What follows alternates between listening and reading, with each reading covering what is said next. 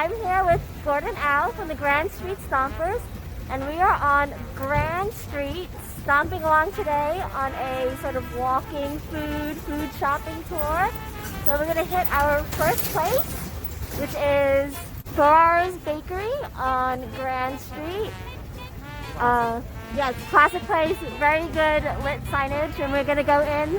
Here we have a couple of delicious cannolis from Ferrara's. All right, Gordon. This is the yes, you can see some of their other treats here.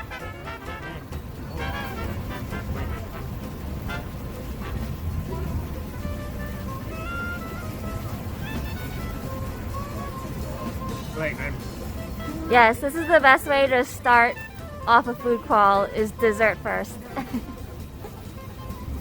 I have a little bit of family history that dates back to New York, not the Manhattan Chinatown, but I had a distant aunt who ran a pasta producing factory in the greater New York City, and they shipped wholesale to a bunch of restaurants, including in Little Italy and in Chinatown.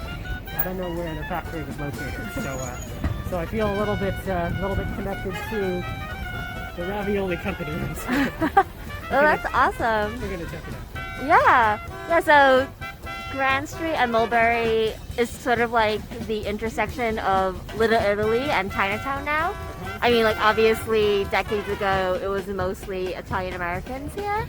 So Mulberry Street now is sort of the remaining remnant of a vibrant Italian American community. And here on Grand and Mulberry, we've got the oldest cheese shop in America. Apparently they also make sandwiches, which is great.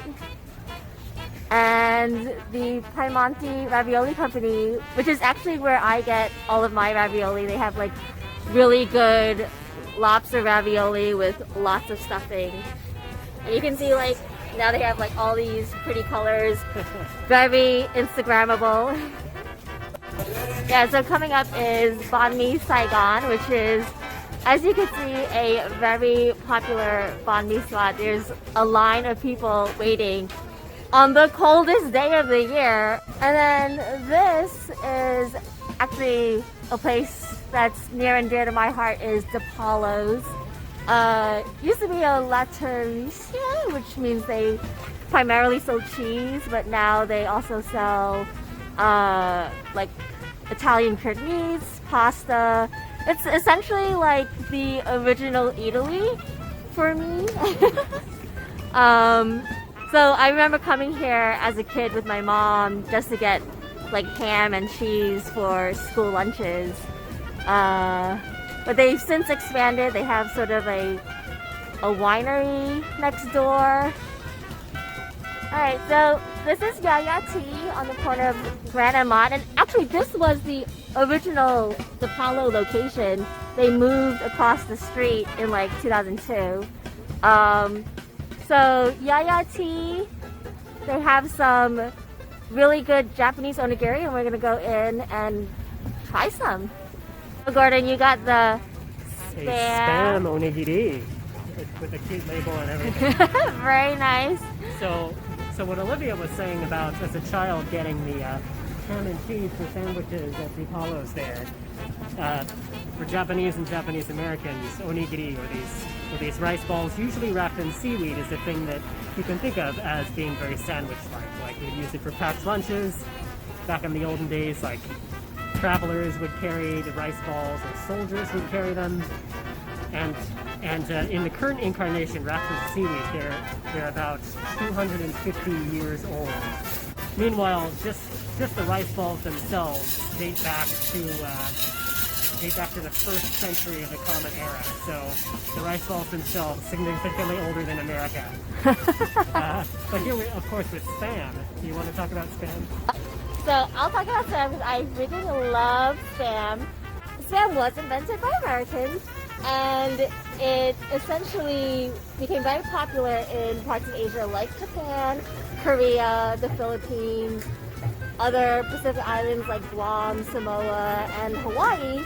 because of Americans, and specifically American soldiers, bringing Spam over into those areas during the wars and occupations of the ports in the Pacific.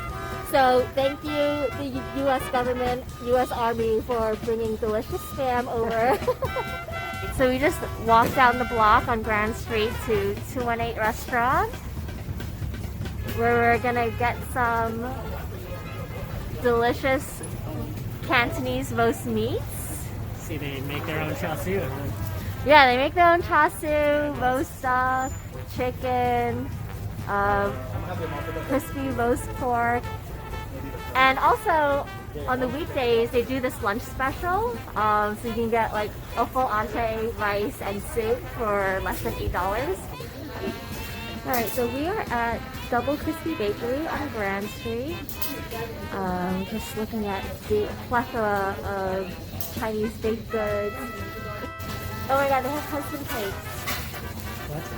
Did you say husband? Yes, so these are wife cake, lo po bang, and husband cake, which I don't know the Chinese name for those are, but there's like some story that goes with these, like the husband wanted to show the wife how much he loved her, and so he made her this sweet cake to show how sweet he thought she was.